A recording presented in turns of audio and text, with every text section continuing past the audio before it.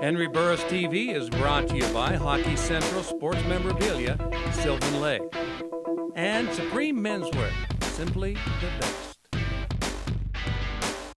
Okay, let's just have fun with this segment. First of all, tell me what you do in Calgary on game day, because I didn't realize that you, the prima donna that you are, have to get your own hotel room. Well, I tried to let Rider fans know exactly where I stay. But what I do is I do get fine accommodations in Calgary, some part of the outskirts. Yeah. Just to get away from everything, kind of clear the mind, get focused on the game, get ready to go watch film, eat good food, and get some rest. Because I'm a big rest critic. If I don't get rest, I won't be at my best. So I need rest. I need rest. You don't get it with those two little guys? You got the cutest kids I've ever seen, by the way, but they are hellions. Well, I wish whatever they were on, I could be on at the age of 36, because those guys are continuously 365, 24/7. Those guys keep it up. I wish I could have what they're on. But you know, when they get going, they want to wrestle and have fun with Dad. And sometimes I can't do that.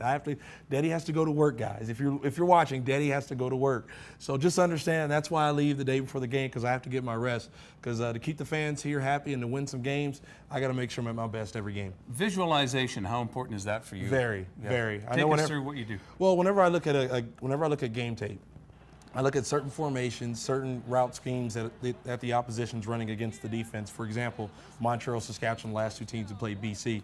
I look at their formations and try to visualize the plays that we run out of those sets against those defenses, and to know what down and distance it is, what yard line the ball's on, and what the situation is, being the scorer, and so on and so forth.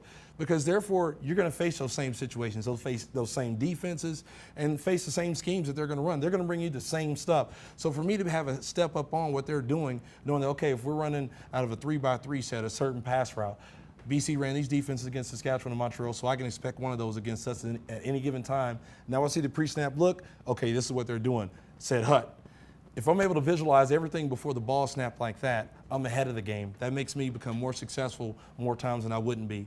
And so that's what it's all about as far as getting ahead of the game, being a step ahead of your opponent. Which is the toughest stadium to play in as a visitor? As a visitor, I'd say Hamilton, actually. Yeah, really? Because they have the worst visitor locker room in the world. And nobody likes going there. It's a pity, it's a cesspool, and it's a pity, and it's even worse than a cesspool. But luckily for us, we're going to Moncton. And so I'm very happy about that. And I know they're doing a lot of upgrades to Ivor Wynne to get ready for the Pan Am Games. So I'm very excited about that, because the next time we go back, hopefully there will not be any cesspool. You know, the only upgrade Hamilton needs at Ivor Wynne is a match. Just light that bastard up and let it go. I mean, you feel bad for the rats that are going to be burned, but gee whiz, come on, enough's enough. Well, okay, let me ask you this, because I was expecting you to say Saskatchewan, because all the rabid fans that you have back there, and you were once their idol. Well, you were once their Canadian idol. I will tell you this. The reason why, to me, it's not a stadium I fear, because I've helped build a lot of history there. Where the team is now, I helped start that. Right. And the thing is, whenever I go back there, I have a lot of friends and family that are in the stands. I call them my Saskatchewan family. And I look forward to going back and helping entertain them. Hopefully it's to get a win. That's what we go there for, is to win. Of course, we've won times, we've lost at times. But I have a lot of friends that like to boo me. And for people out there, you only boo the people that we know you like. So therefore, when you boo me, it doesn't bother me, because I know there's love. But also, if I wasn't playing, would you be booing me? I don't think so. Yeah. Okay, what about Edmonton? What's it like playing there? I love playing there. Yeah. Because to me, the most professional stadium in the CFL. Cool, isn't it? And there's also a guy who I wear his number in the rafters there, up on the wall, Warren Moon. And whenever I get in that stadium, it's like something takes over. It's like you want to put on a show, because somebody else used to grace that field. And you want to go out there and try to put on a performance even better than him. And that's something that I try to do each and every week, is not only emulate the people that I looked up to, but try to go a step beyond. And hopefully I can be put in that echelon with those guys one day, but I need another Grey Cup to do that. Yes, you do. Hurry up. One thing I wanted to ask you about, because Warren's come down to your charity events before. When you two talk, what does he tell you? What do you learn from him? What do you take from the advice he gives you?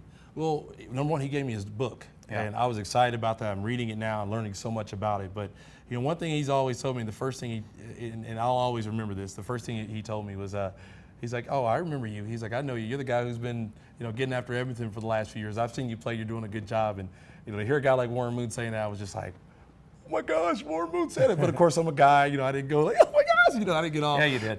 Yeah, you did. Yeah, I did, actually. On the inside, I didn't show it on the outside, but on the inside, yes. But he's always told me, you're going to go through your highs, you're going to go through your lows. But matter of fact, he's like, you're here for a reason, and you're good for a reason. He's like, always continue to believe in what you can do.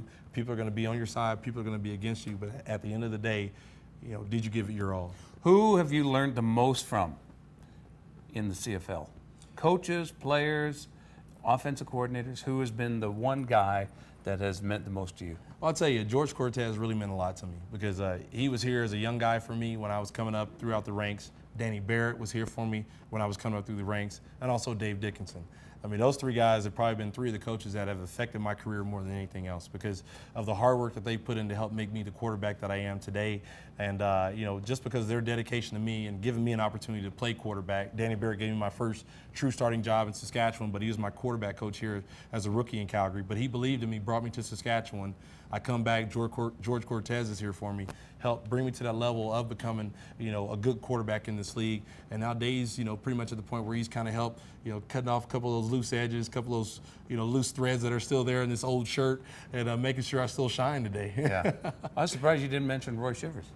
Well, Roy, saying he's out looking for a big fat juicy steak right now. He taught me a couple of things here and there, but I'm gonna be down here in Las Vegas, looking at, what's that, spearmint gum and at the Rhino and all those interesting things. You understand what I'm saying?